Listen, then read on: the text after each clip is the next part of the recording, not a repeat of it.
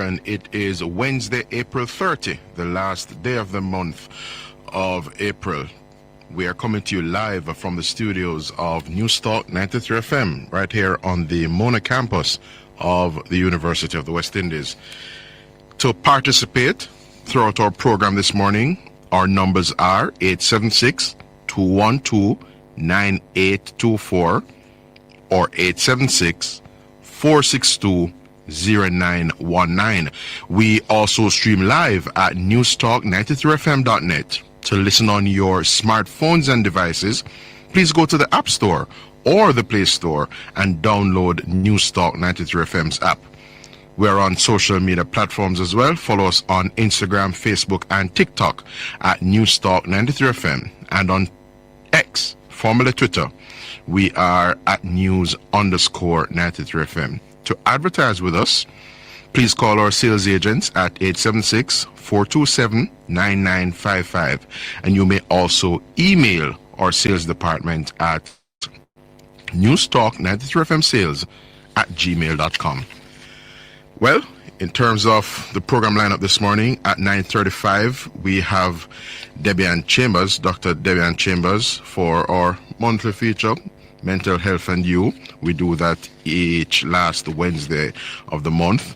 My opening commentary, of course, comes up in a moment. And then at 10:10, I propose to have Mr. Kevin O'Brien Chang, public affairs commentator and, of course, a noted business operator here in Jamaica, on to speak about yesterday's activities in terms of JFJ's protest action and, of course, the call by the JCF and other persons in the country, myself included, for persons to have worn blue yesterday in solidarity with the hardworking men and women of the Jamaica Constabulary Force. All right, so remember our call-in lines, 212-9824 or 462-0919. This is the day after. The day after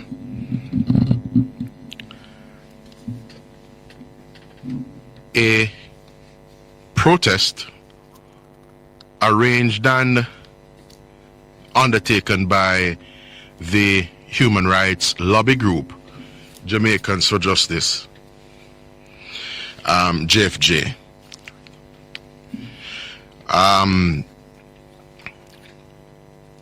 It is also the day after persons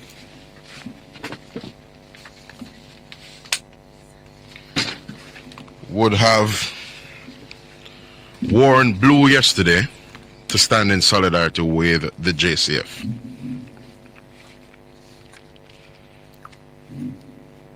If nothing else,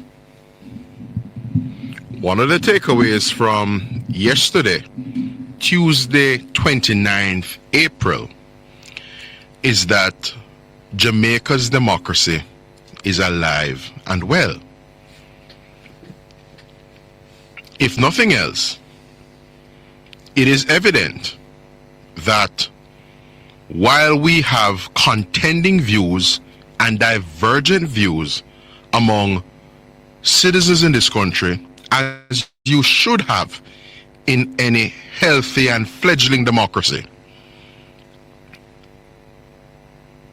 we are able to have the views contend, and although some persons exhibit a degree of exuberance and do things that are inappropriate,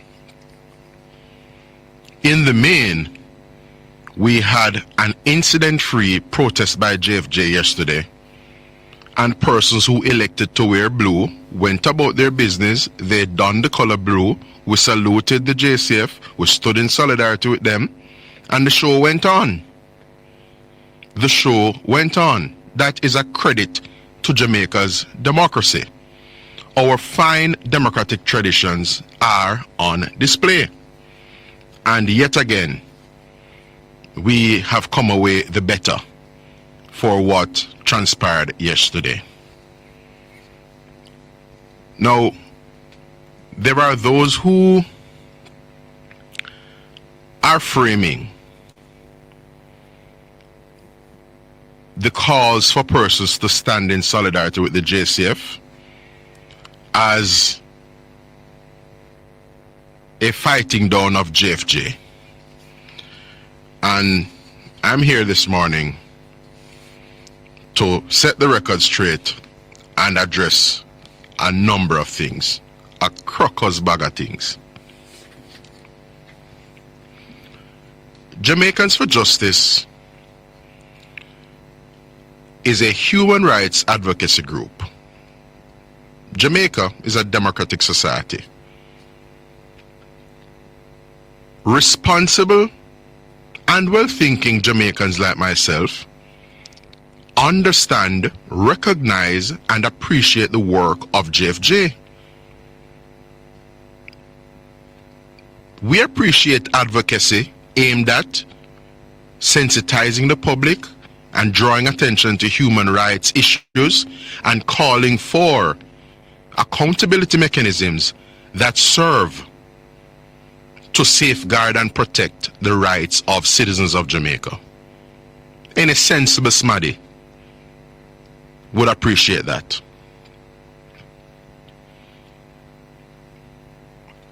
Appreciating JFJ's work and being a sensible smaddy does not mean, however, that you're not able to draw attention to an issue and indeed critique JFJ if you consider the critique to be merited. Where am I going with this? About 3 or so weeks ago, I was commuting to this very space, News Start 93 FM, to do this very program, when I heard JFJ's Michael Jackson, their executive director, on the radio with another station in Radioland. And they were having a discussion about this planned protest action that the JFJ was organizing, dubbed End Police Violence. Now let's be very clear. The thrust and the basis of the protest action was basically what JFJ dubbed concerning and alarming levels of police killings since the start of the year. At present, the latest number I have is that there have been 106 police fatal shootings or police killings since the start of calendar year 2025. And when I heard Michael Jackson in conversation 3 or so weeks ago, imploring persons to come out in support of the JFJ's protest and wear black and whatnot, I paused and certain thoughts came to my mind. One of the first things that came to my mind is this. The term police killings, listeners, or police fatal shootings, is a term that has been and is being weaponized and exploited.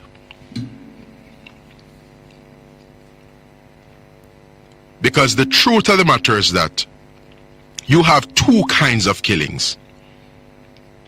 You have lawful killings and you have unlawful killings. I want the public to understand that. So let me go again.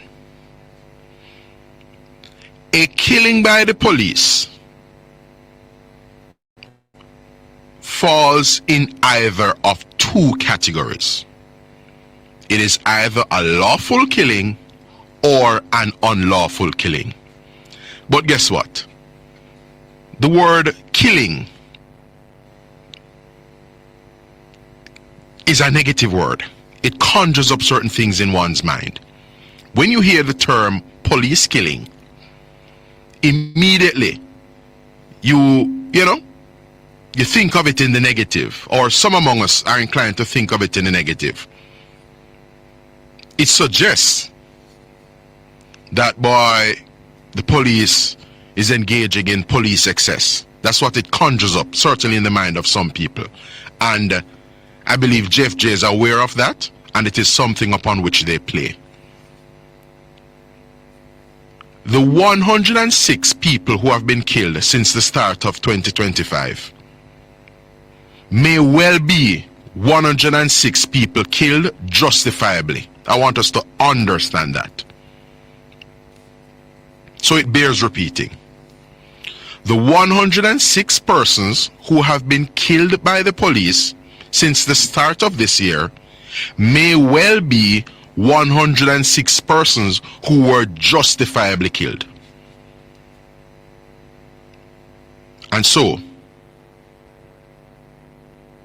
we know that in relation to a number of these 106 killings, there are divergent accounts of the events. So let us interrogate that a bit. In the main, whenever a killing ensues, you will hear the police proffering an account of the event, the version, the police's version of what happened. They went in pursuit of somebody. The person was not being cooperative. In fact, the person elected to open fire on the police. The police returned the fire. Person was struck. Person was killed. The police retrieved XYZ weapon. That's typically the police's version of events. And then you have another version of events from time to time, because every so often we hear witnesses, purported witnesses, yes, indicating that what actually happened was X, Y, and Z. In other words, you have a variance between the police's account and the account of alleged witnesses. Yeah? And so that is instructive. The police say X and a set of persons say Y. And we know that two separate things cannot simultaneously be true. A woman cannot be pregnant and unpregnant at the same time. No, so? Mutually exclusive. So if police say X and a witness say Y, we know that something are going on here, sir. Because two diametrically opposing things in many instances. Because that's what happens when you listen to the different versions of events. Cannot be simultaneously be true. How do we address that? Listeners, there is a well-established and appropriate mechanism to establish that. Jamaica is a democratic society. Michael Jackson, other JFJ workers and supporters and advocates, their network, yes, are fully seized of that.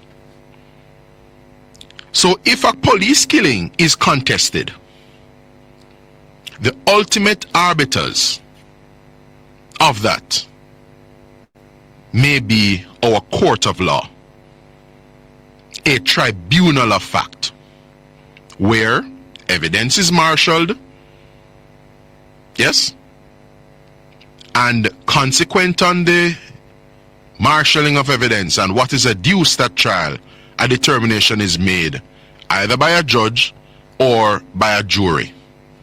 Yes?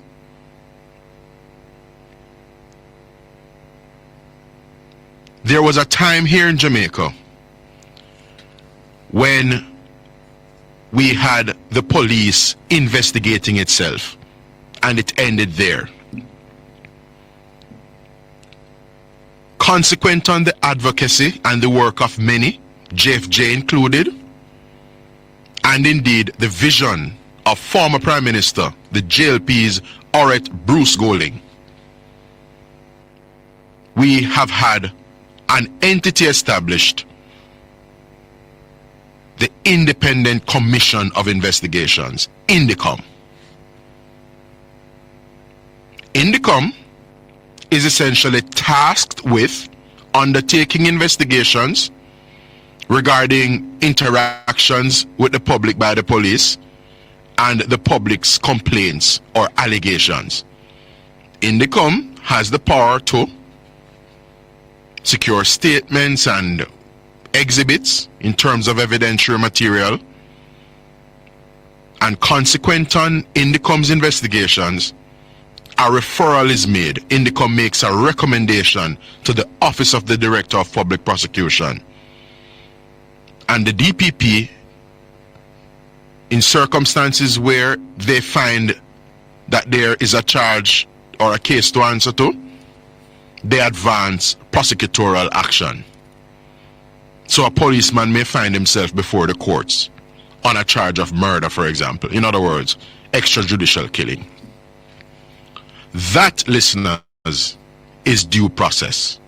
That is how a mechanism is supposed to work. It should not be that the persons who position themselves and declare themselves to be champions of human rights and human rights advocates are at the same time taking positions and espousing views that conflict with due process. Here you are, JFJ, Michael Jackson, calling for accountability, calling for professionalism, calling for due process on the part of police personnel. But you receive reports regarding police killings and you come down on a certain side. What about the human rights of the police? Is the police not entitled to the presumption of innocence?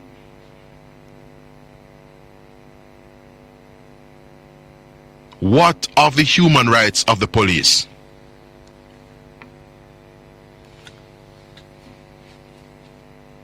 To make the matter a bit clearer, because what you have, listeners, is a case of do as I say, not as I do.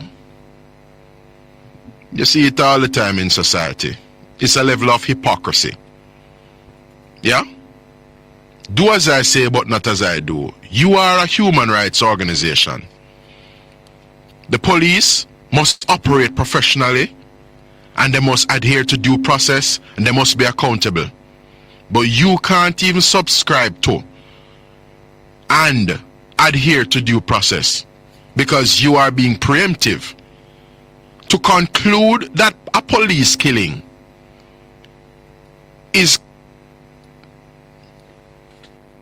problematic, or to conclude that a police killing constitutes police excess.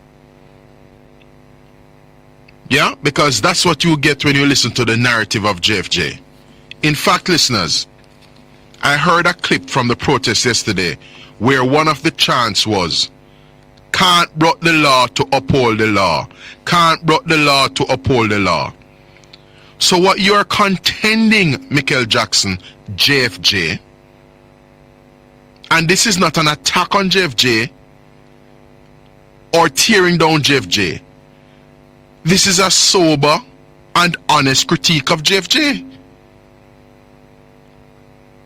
I am highlighting a deficiency, and me highlighting a deficiency in JFJ and the discharge of its work should not be construed as essentially fighting against JFJ. JFJ has its role to play. But I had a problem, listeners, with the basis on which JFJ sought to take to the streets and undertake this protest action. Because you're saying 106 persons have lost their lives since the start of 2025. Police killings since the start of the year, JFJ contends, have been at levels that are concerning.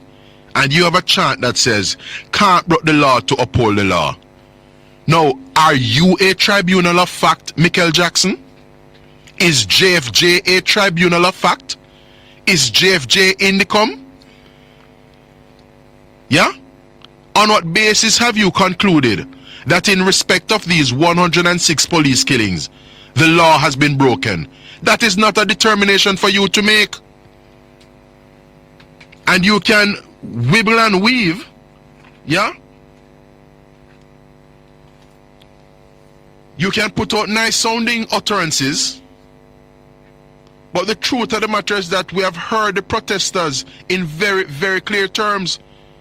And the protesters were, of course, being egged on by you.